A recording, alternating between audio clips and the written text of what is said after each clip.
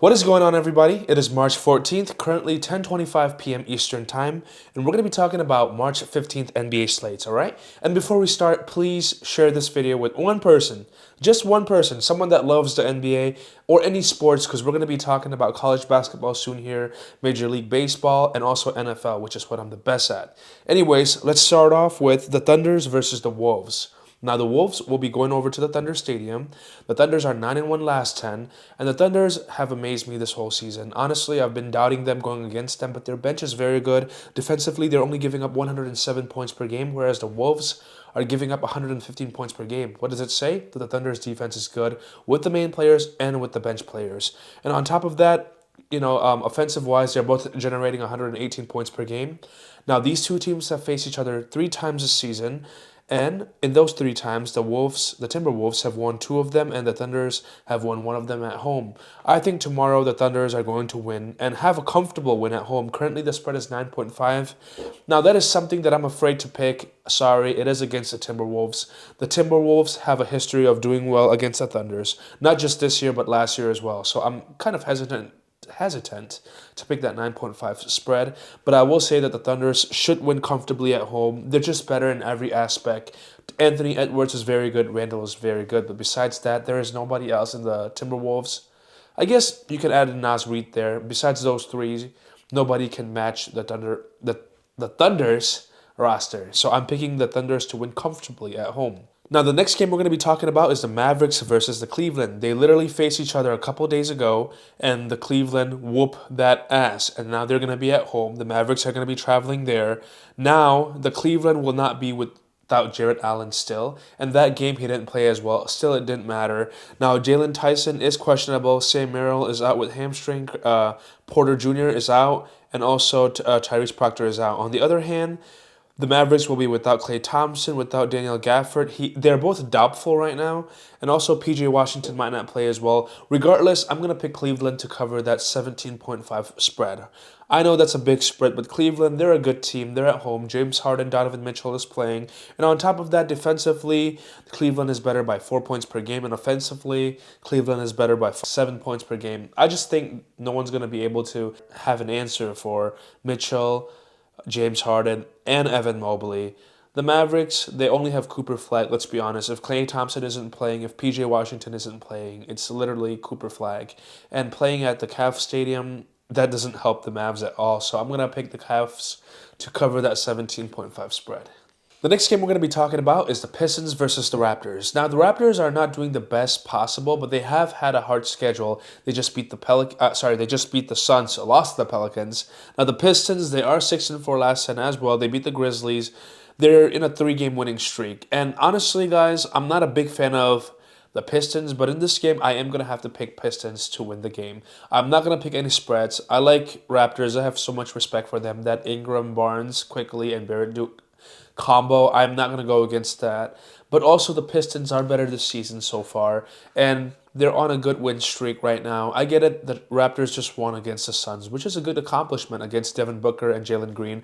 But I just think defensively, the Pistons, they are also better, giving up less points per game. And offensively, that's where I think the Pistons are going to dominate the Raptors. Even though, again, I like that 4-player combo that the Raptors have, I just have to be realistic. The bench players, the Pistons have one of the greatest bench this season. Greatest as in one of the best, sorry. That's the better vocab to use. So I am going to pick the Pistons to win on the road at the Raptors Stadium. The next game is the Bucks versus the Pacers. 2 bad teams. One is bad, one is horrible. Who is horrible? The Pacers. They're 0-10 last 10. The Bucks are 2-8 last 10. Now, these 2 teams have faced each other 3 times this season. The first time the Bucks won. The second time the Bucks won. The third time the Bucks won. What does it say? The Bucks own the Pacers. The Pacers will be going to the Bucks Stadium. Giannis might play. Even if Giannis doesn't play, everyone else is available. On the other hand, the Pacers have Siakam, doubtful knee, Andrew Nembhard, questionable calf, Zubac, questionable ankle, TJ McConnell, Aaron Nesmith, Ben Shepherd, all questionable. Now, what does it say? That all of those players might play. But even if they play, I still would pick the Bucks. And on top of that, they're questionable. So I'm not gonna pick a team that is having so many questionable players. And defensively, the Bucks are better this season. Offensively, they're about the same. But Bucks being at home, they have the momentum. They have the better players, in my opinion. I think the Bucks will win and cover the 7.5 spread. Yes, that's right. I am laying the spread with the Bucks because Giannis could possibly play. But even if he doesn't, I trust this Bucks team more than the Pacers. The Pacers are horrible right now. 0-10 last 10. Do you know how bad of a team you have to be 0-10 last 10? Even the Washington Wizards, even though they're horrible, right? Even the Washington Wizards beat the Pacers twice in a row. That's how bad the Pacers are. The next game we're going to be talking about is the Blazers versus the 76ers. Now, these two teams, they're decent, but the problem is the 76ers are going to be missing a lot of players. I do see Joel Embiid being questionable right now with oblique, but I doubt he plays. But even if he plays, I'm going to pick Portland Blazers to win at the 76ers stadium. The reason why is more starters are available for the Portland Blazers. And on top of that, I like Denny. I like the way he plays. Also, they have Drew Holiday, a great defender. They faced each other once already this season, and the Portland Blazers won by 17 points at home. I don't think they should have a problem winning by even 1 point at the 76ers stadium. And I'm not picking the spread on this because the 76ers aren't horrible as well, and they're at home too. So it's kind of hard, but I am going to pick the Blazers to win comfortably. The next game we're going to be talking about is the Golden State Warriors versus the Knicks. And I'm going to tell you right now, I'm picking the Knicks to cover the spread. Number one, they're at home. Number two, literally everybody on the Warriors team is out. Steph Curry's out, Jimmy Butler, Moses Moody, Draymond Green, Al Horford, Melton, Quentin Post is questionable, Porzingis out. Guys, if you're going to pick Warriors tonight, I don't care. You're an ambitious man. You need to go out there and start your own business because that is impossible. There is no way, there is no business that the Warriors keep up with the Knicks. Now, can that happen though? Yeah, spread is something that anything can happen. But right now, the spread is so low, 13.5. Guys, I really think it's a steal. I truly think 13.5 is a steal right now.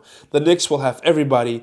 Josh Hart questionable, Miles McBride out, but Cat's playing, Brunson's playing, OG is playing. Let's see, Mikal Bridges is playing, Mitchell Robinson, Jose Alvarado. Come on, 13.5. I'm picking the Knicks to cover that at home and beat the Golden State Warriors. Not because Golden State sucks, okay? Just because a lot of their starters and impactful players are out. So I hope you can understand where I'm coming from. I'm picking the Knicks to cover the spread. The last game of the day is bad versus bad. Who's worse? They're both horrible. So who's tremendously horrible? Well, I think the Kings are tremendously horrible. I think the Jazz is better than the Kings. I don't care. The Kings are 4-6 last 10. Jazz is 2-8 last 10. I don't care. I am picking the Jazz to cover the spread. Now, I am pretty certain that the Jazz is going to be the plus. They're going to be plus something, plus 10. I don't know. I mean, the Kings are going to have DeRozan, Russell Westbrook.